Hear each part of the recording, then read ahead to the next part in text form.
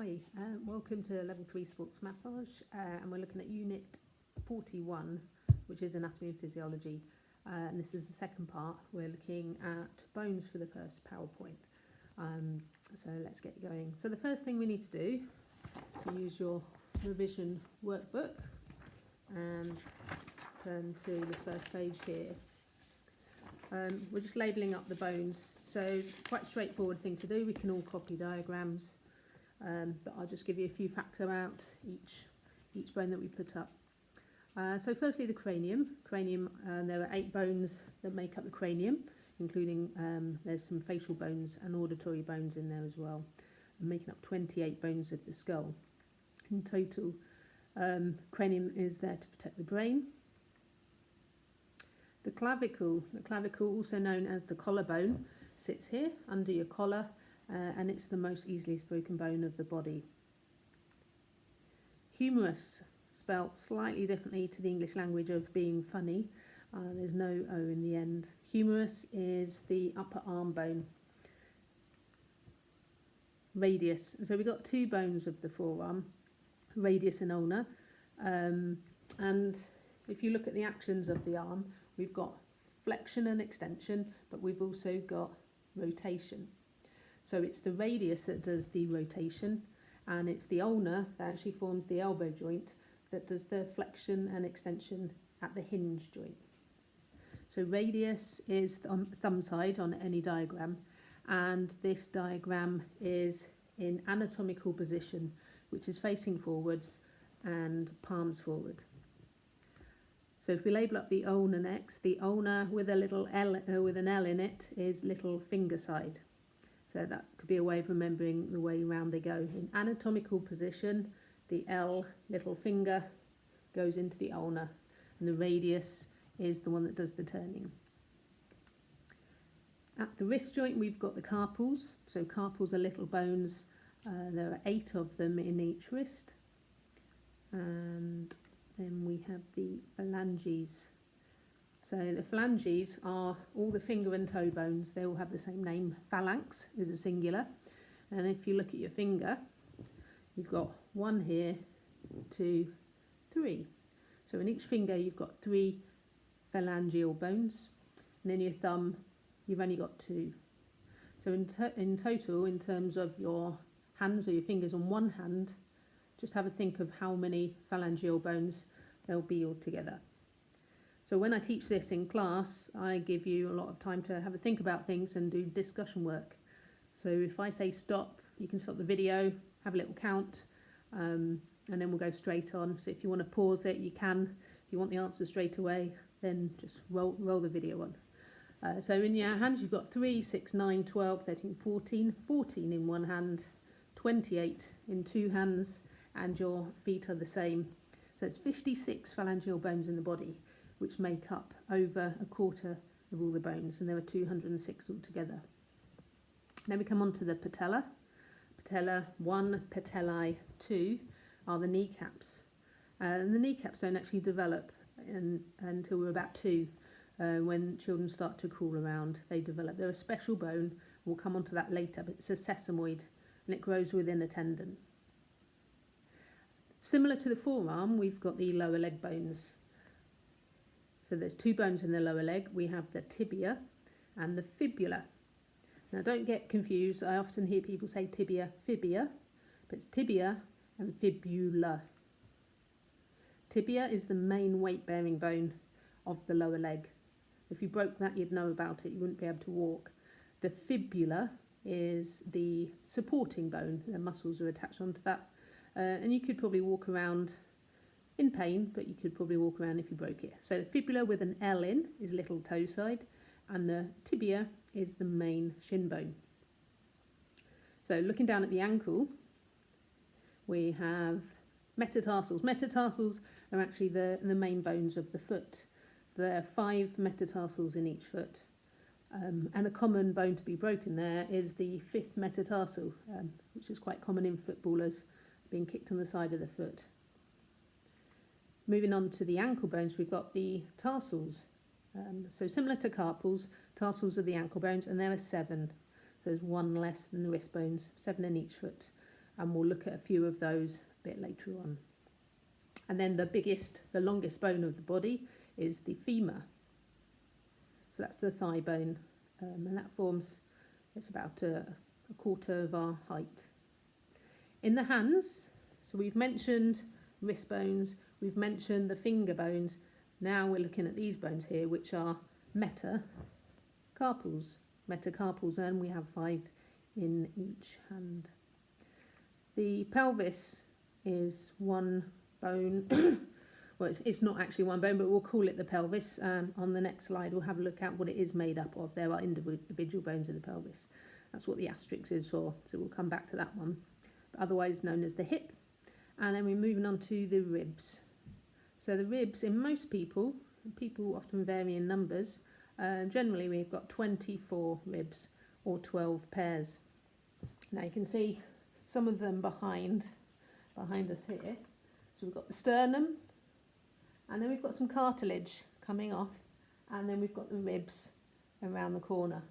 So the first 7, counting down, are the true ribs. True ribs attach directly onto the sternum. False ribs connect, if I move this a little bit, might be able to see, there we go. False ribs connect through an extra bit of cartilage. So this one is connected through the same bit of cartilage here. They're false ribs. Ribs 8, 9 and 10 are false ribs. And if we turn this guy around, it's called Bob, by the way. There we go. So we've got this one, and if you can see, it doesn't attach at the front. So they're floating ribs. So ribs 11 and 12 are floating ribs. Some people can have an extra rib, which is an extra growth of the transverse process of the vertebra. And some people can have one less. Okay, I have mentioned this bone already. The sternum is the breastbone down the middle here. It's actually made up of 3 different sections. The manubrium, top section, body, and then the xiphoid process right down at the bottom. But for level 3, we'll call it the sternum.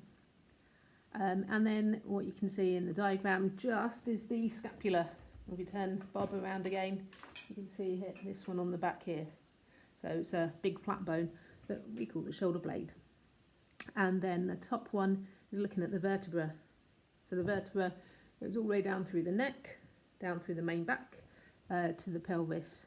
And that we have different parts of the vertebra. We'll look at that in a few slides. One bone that is missing from this diagram, and I want you to add it here. And it's also missing from Bob. But there's a little bone, you might want to have a little look on the internet. It's called the hyoid, and it's a horseshoe-shaped bone like this, and it sits just here. Spelled Hyoid.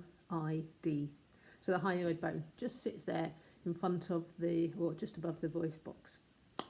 Okay, let's move on to parts of the pelvis. So if you turn your back over on this page here. So the pelvis actually is 2 separate parts. We've got a part here. That's all one bone. It was 3 separate parts, but it's fused together. So that's one part, and that's the other part. But the 3 sections are called ilium. So ilium are the flat parts. Ischium. Ischium are these loops of bone at the bottom, often called sitting bones. And that's where the hamstrings attach off. And then looking at the front view, we've got the front of the pelvis, and that's called the pubis, or the pubic bone. So they're the 3 sections of the pelvis. The pelvis itself is 2 full bones called innominate bones, and they make up the pelvis. Okay, so let's move on to the spine, or the vertebral column. So there are 5 sections, 5 different bones that make up the vertebral column. And if we start at the top, if we can see this, when you're annotating your diagram, I want you to count the bodies. So have a look. When I say bodies, I'm talking about the big chunky bits of bone down the front here. So if you can start at the top and count them 1, 2, 3, all the way down to 7, they are the 7 cervical vertebrae. After the cervical vertebra, we've got thoracic vertebra. and you can count down 12 from here. Now, there were 12. What else do you have 12 of in that section? And you've just answered ribs, so well done. So that's the thoracic vertebra. Excuse me. When we move down to the lower vertebra, it's the base of the back, and people often strain this section. It is carrying a lot of the body's weight, and that's the lumbar vertebra. There are 5 lumbar vertebrae. They are big chunky bones, as I say, very good at supporting the body. Then we've got the sacral vertebra, or if we call it one name, we'll call it the sacrum. It's made of sacral vertebra. And there are 5 bones that are fused together. And then at the very end is the coccyx, and that is 3 to 5 fused bones. We have different amounts, and we don't know how many we have unless you have an x-ray and it can pick it up. Okay, so they're the 5 sections. For your exam, they'll probably ask something about the sections, the names of them, or maybe how many bones are in each part. So we can identify each of these 26 movable bones in the back just by a letter and a number. So if I say C1, C1 is the top cervical vertebra. If I say T12, T12 will be the bottom thoracic vertebra. C1 and C2 do have specialised names though. So C1, it's the other way around. C1 is Atlas. Okay. And this guy here, he's called Atlas. He's like C1, he's like the top of the neck, holding the skull on his shoulder. So if you think about this bit as being the skull, directly under the skull, you've got this guy called Atlas. So Atlas is C1, and then underneath Atlas we've got Axis, and Axis is C2. None of the others have specialised names, so you can refer to them as numbers. So if I say to you, what bone lies underneath T12? You've had a think about it and you've said L1. If I say to you, what bone lies above T1? And hopefully you've said C7. So it's different ways of identifying these spinal bones. Okay, moving on to intervertebral discs. So if I can pick this up, show you this one. Okay, so red is lumbar, see how big they are. Blue is thoracic, and red at the top there's cervical. They look quite different in terms of the bones. But these bits just, where am I pointing? Here. Okay, these bits here are the cartilaginous discs in between each of the bodies. And these big chunky bits are the bodies. Yeah, they're the bodies. If we turn the bones around, you can see these knobbly bits. Okay, so the bits on the back are called spinous processes. And the bits on the side, turn it around this way, here, these are called transverse processes. So they make very good attachments for ligaments and muscles. But again, let's concentrate on the intervertebral discs. So the intervertebral discs, as you can see from the diagram here, around the outside, we've got a really tough fibrous tissue. And it's called, it's not something for you to learn at level 3, but it's called the annular fibrosis, meaning fibrous tissue. Annular meaning ring. And then inside, a bit right in the centre of the diagram there, that's it's more of a, they compare the intervertebral disc to a jam donut, maybe a stale jam donut. So you've got it, and then if you bite it, inside you've got the jam, and the jam will squash out. So it doesn't pour out like water, it will just move out quite slowly. So the stuff in the middle is the pulpy bit, it's called the nucleus pulposus of the disc. But these two structures together form the intervertebral disc, which is a shock absorber. So it allows a little bit of movement. Now we're going to have a look at joints in the next PowerPoint. But if you think I've got one vertebral block here, one vertebral block here, and in between I've got this pad of cartilage. Each vertebral bone will only move a certain amount. Okay, it can't twist and move as much as most joints in the body. It has a little bit of bounce, But if you add all 26 movable bones together, that's where you get a lot of the movement, and backs are very flexible in most people.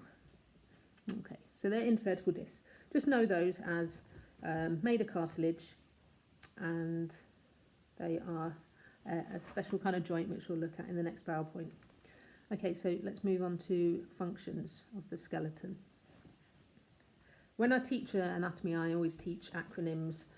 So with me in the first session, you did skin, and the skin was shapes VD. So there were 7 letters that helped us hopefully try and remember the functions of that system. So for this one, there's no vowels. So it's not going to be as easy to remember. SSMPP. There are different ways of remembering. You might want to make your own way up. I think I've put one at the bottom here.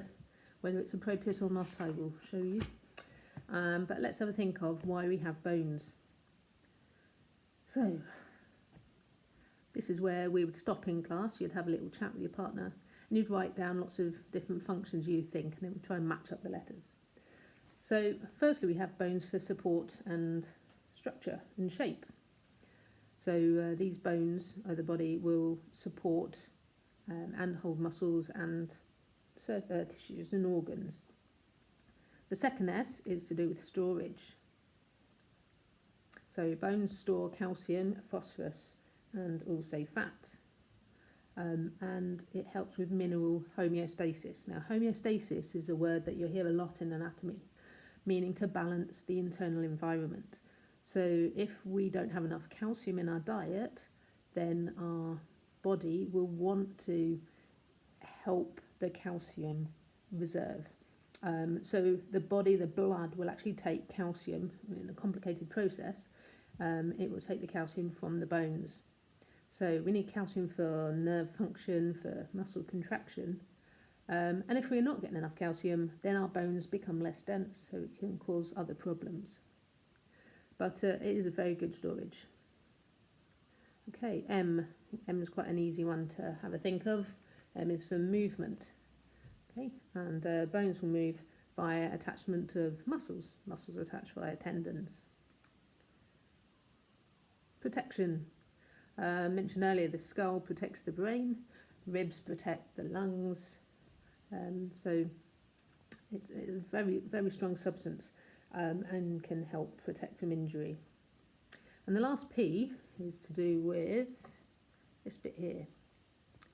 Okay, if you can identify that, they are red blood cells or erythrocytes. So bones actually produce blood, which a lot of people find quite fascinating actually. If you haven't heard it before, you think it's a little bit odd. But yeah, that's where blood's made. So, production. Bones produce blood, and they produce lots of different types, not just red, by the red blood cells, white, and also platelets. When we come onto the cardiovascular system, we'll have a look at what they are, what they do. So don't worry too much about it, but just know that bones produce blood. Single sexy men, please, please.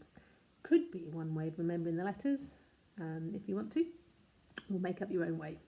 Right, let's move on to classification. The good thing about doing it on video is I'm going to keep going, so it's continuous, but you can turn me off, which you can't do in class. So it's quite handy. You go and make yourself a cup of tea, have a little think about what I've talked about. We'll come back to it tomorrow, but I will keep plowing on. So, classification. Now, there are 206 bones in the body, made of 5 different sorts, and they're to do with their shape. So when you see the word long, you imagine the femur, the longest bone in the body, but long bones are the shape of a bone. And if I show you this, there we go. That is the shape of a long bone. It's got a thinner middle and it's got 2 bigger ends, and we'll come up to labelling that later. But that is the shape of a long bone. Now if you think about it, the very end of your finger here is also a long bone. So as I say, it's not the length itself, it's the shape of it. So we'll have a thinner middle and 2 bigger ends. So have a look back at the skeleton You can pause me now for the moment, and try and write down some long bones. I'm going to give you the answer, so if you have paused it, you can check. But there are lots in the body. My 3 examples are femur, humerus, and phalanges. Short bones. So short bones are again to do with their shape, and they're more blocks of bones. Now, there we go. Bob helping us out again. So see, these are long bones. These are long bones. These, how many bones make up the wrist? 8. Did that on the last slide. Okay. As you can see, these are little cube-shaped bones. Definitely no middle and no ends. They're just lumps of bone that fit together. So they are the short bones. So examples of short bones: tarsals and carpals, the wrist and the ankle bones. Flat bones. Flat bones are to do with the shape again. We've mentioned quite a few already. So this one up here. And this one here. And what about some of these? Yeah, these ones. So there are quite a few flat examples of flat bones: scapula, sternum, pelvis, ribs. Ribs are flat. People say they're long bones. Some people get confused and call them long bones, but there's no end to it. There's no definite end. They blend in with this cartilage. There's no big lump on the end here. And if you had a skeleton in front of you, you can see how thin they are as well.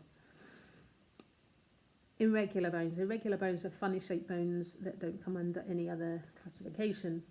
So think of the skeleton, think of the different bones, and I've showed you one part of the body in particular that I pointed out different sections, all these lumpy bits of bone, the vertebra, so that's also irregular. Vertebra, maxilla and mandible. Okay. Maxilla is the top jawbone here, holds your top set of teeth. Mandible is the lower jawbone. Okay, it's the only movable bone in the skull. And then I did mention sesamoid earlier as well.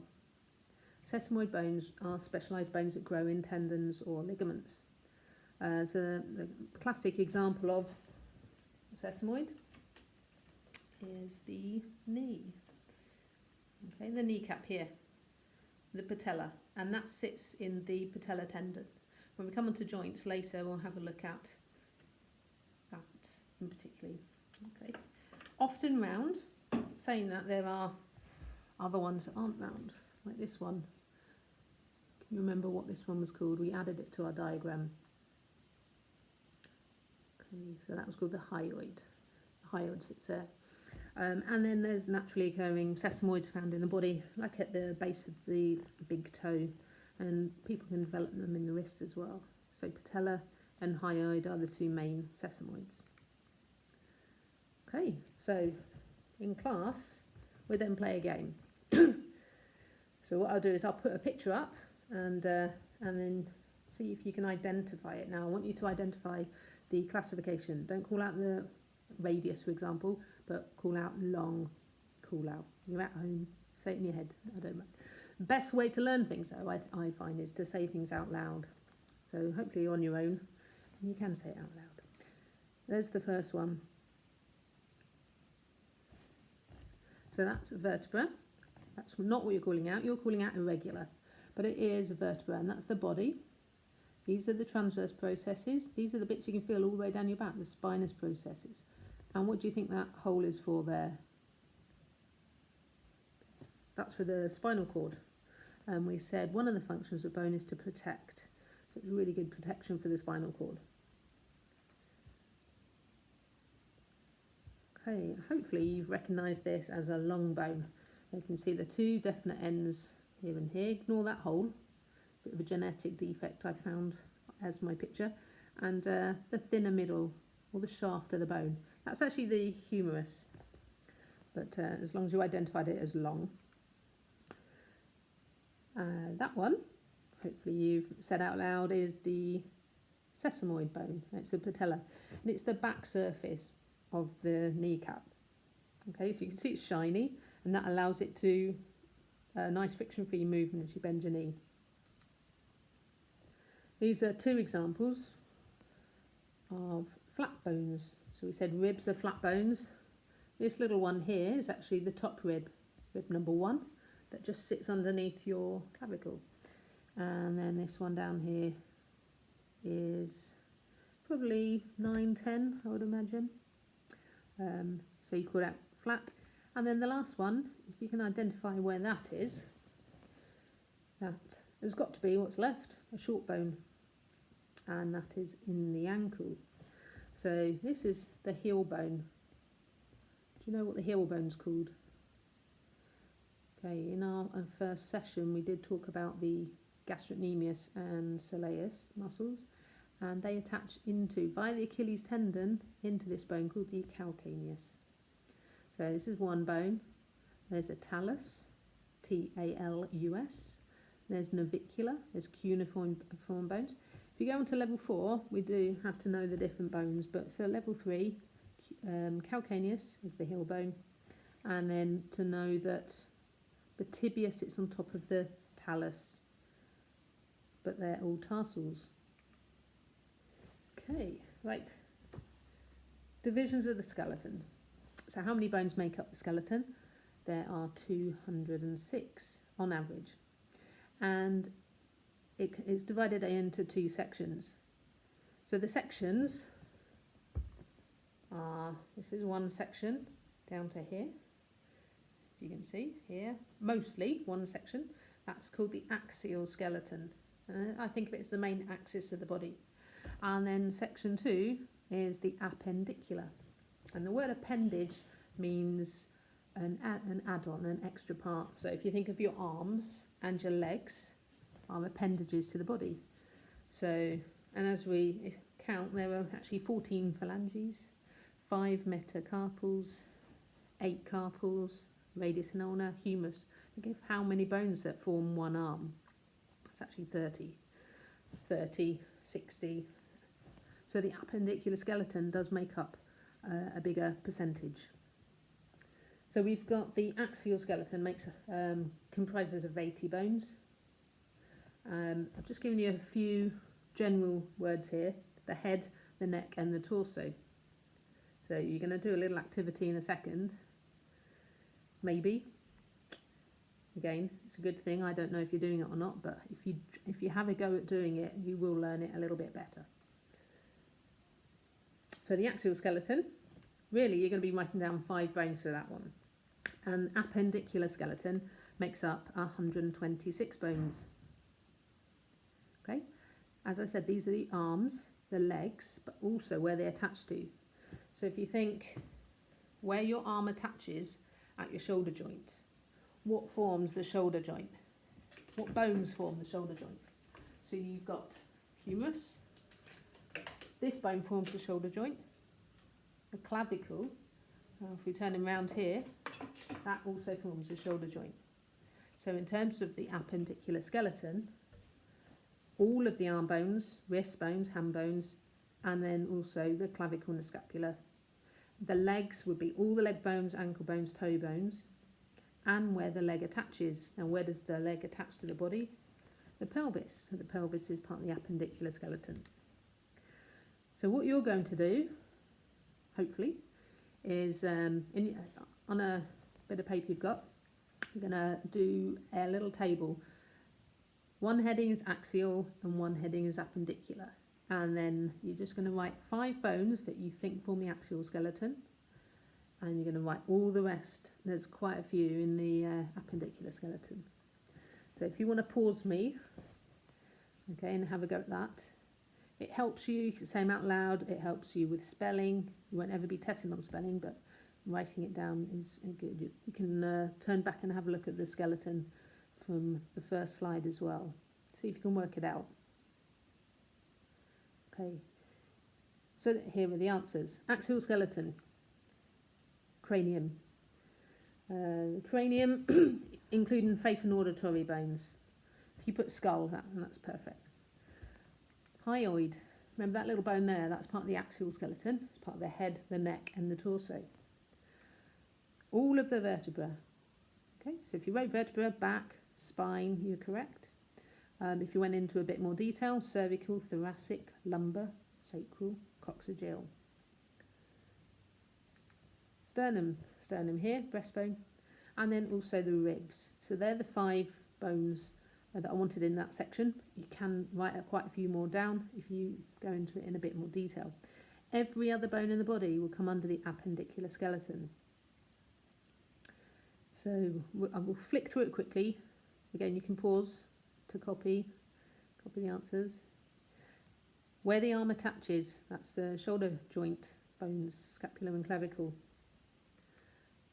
All the arm bones, the hand bones and the wrist bones. Where the legs attach at the pelvis, and the leg bones. Bones of the foot, the ankle bones.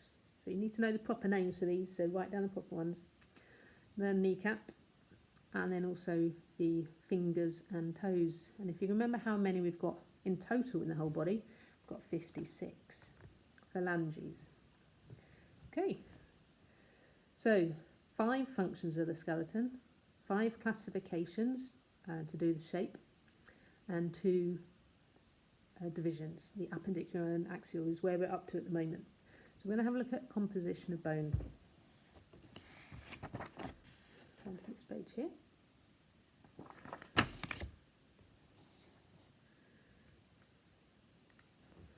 Okay, the middle part of the bone. So if you've got a long bone, and I just happen to have a long bone here.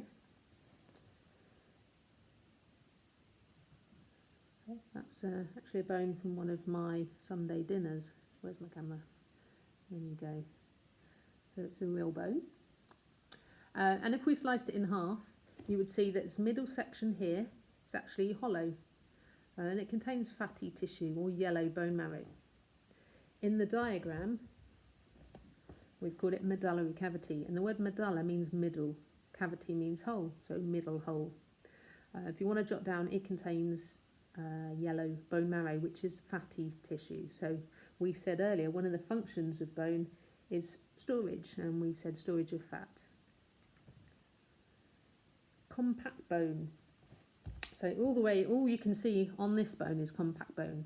It's really hard. Now listen to that. Okay. Can't see any other bone tissue. Compact bone goes all the way around the outside of all bones and makes it hard in appearance and function. Now, a bit more of a complicated word. I want you, it's pointing to here, but it actually means all of this. Okay, the whole bit, the whole end bit, and it does mean end of the long bone, is the epiphysis. Now, when we looked at skin, we said there were different sections of the skin. Epidermis, and epi was outer. So epiphysis is the outer part, okay, or the end part. So remember epiphysis is the end of a long bone. It's got 2 ends, and it's joined by a big middle. So this big middle is called the diaphysis. Dia means across. And if you think about something else in your body that starts with the word diaphragm, okay, goes across underneath your ribs, a muscle for breathing. So the diaphysis, as a little definition, is the shaft of a long bone. Excuse me. This arrow is pointing now. It is pointing to the end of the bone, but it's pointing to the tissue. So we've said compact bone goes all the way around the outside.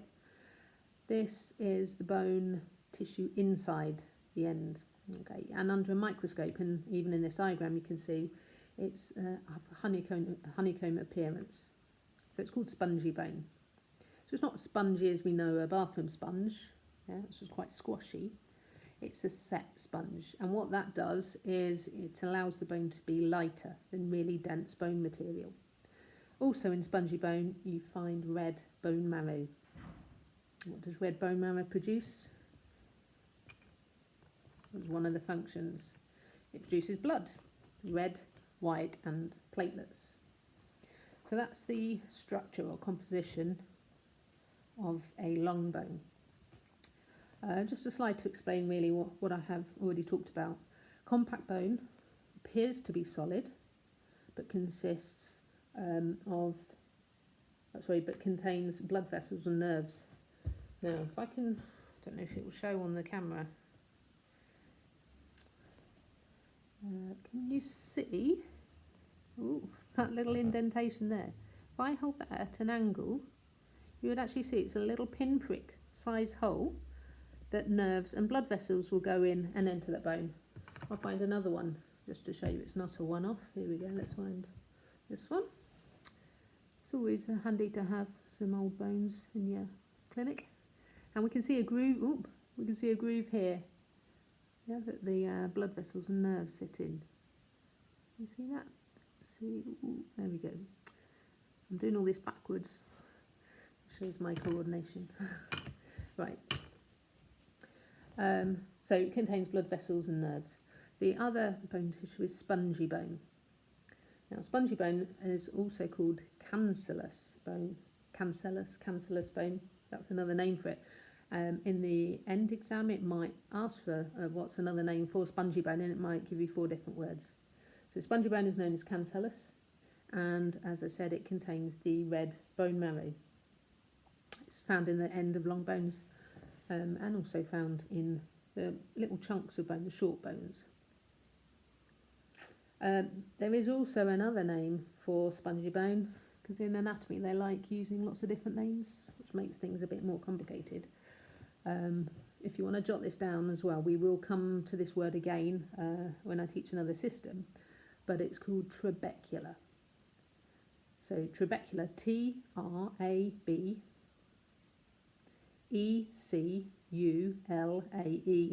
trabeculi. And trabeculi is a formation, and it's a formation of, if you draw like a hash, crisscross lines. And again, have a look at the structure of the bone, and that's what it looks like in that honeycomb appearance. So it's looking at the formation. So trabecular is also a word to try and remember, because it has cropped up in an old exam once. Okay, right, doing well. Red bone marrow, as I said, red bone marrow produces red blood cells, white blood cells, and platelets. We'll come on to cardiovascular system. Just to drop some words in there, we have erythrocytes. Erythrocytes are the red blood cells. Leukocytes are the white blood cells, and thrombocytes are platelets.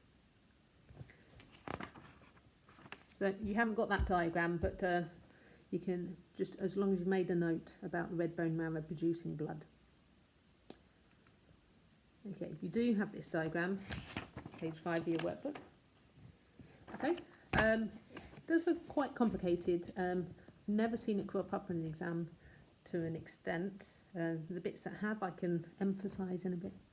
But we're looking at bone growth. So, I'm looking at the diagram as well. Babies start off in the mother's uterus with cartilage. They don't develop bones until later on in pregnancy, and they develop these collars. So that's a chunk of what will turn into bone, but it's cartilage. And then it develops these little collars of harder bone down the outside.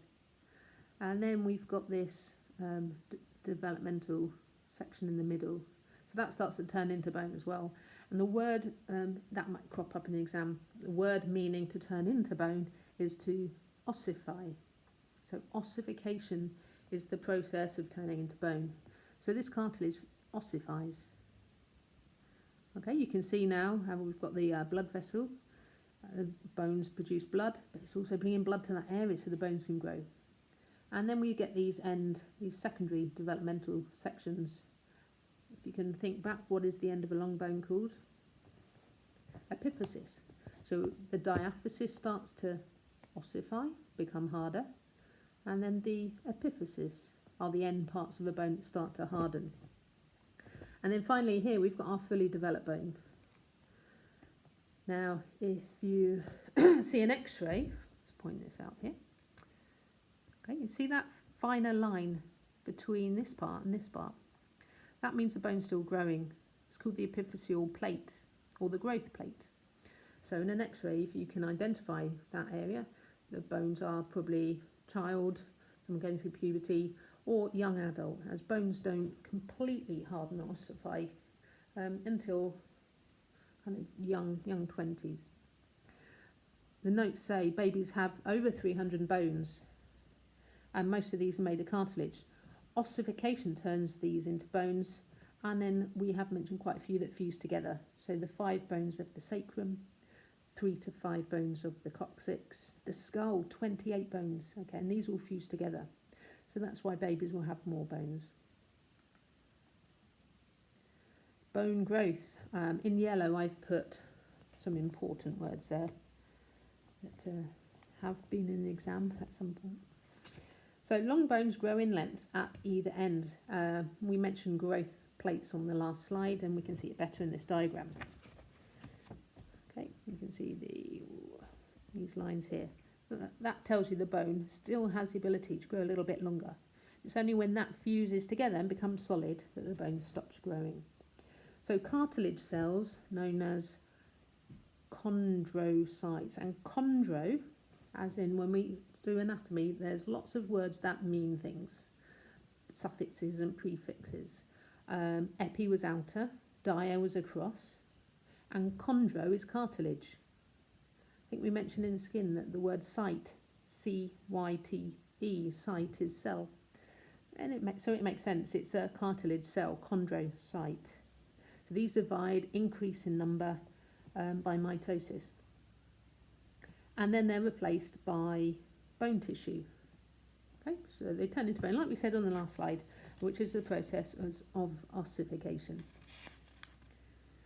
Okay, we are close to finishing. Keep with me. See if you can see that a bit better. Bone cells. There are 3 main types of bone cells: osteoblasts, osteoclasts, and osteocytes. Now, osteoblasts, if you think of the B, osteoblasts are the building cells.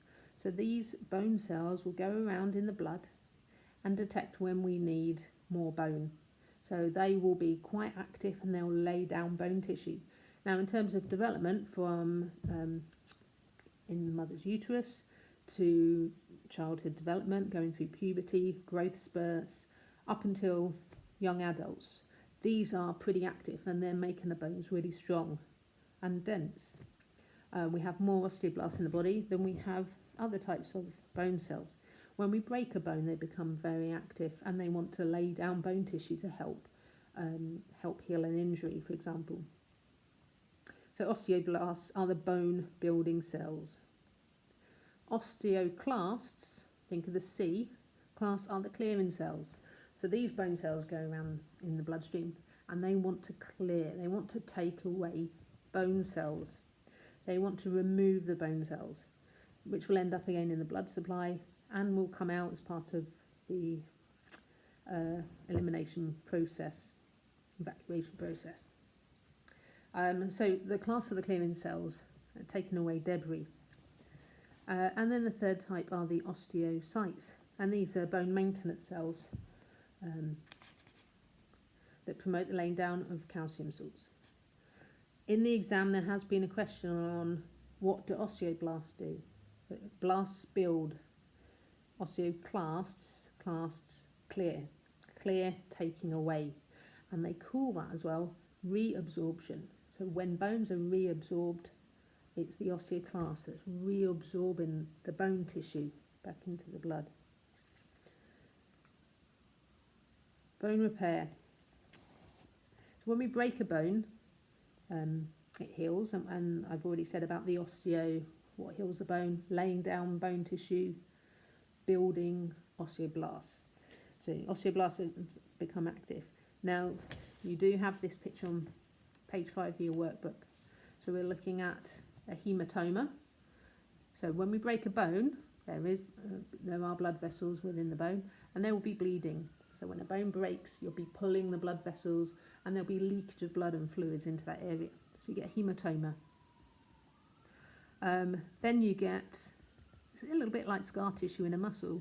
It's the start of the spongy bone, laying down these little strands so that the rest of the bone can develop into nice strong bone tissue. So you get the bony callus formation and bone remodelling. So it is a complicated process.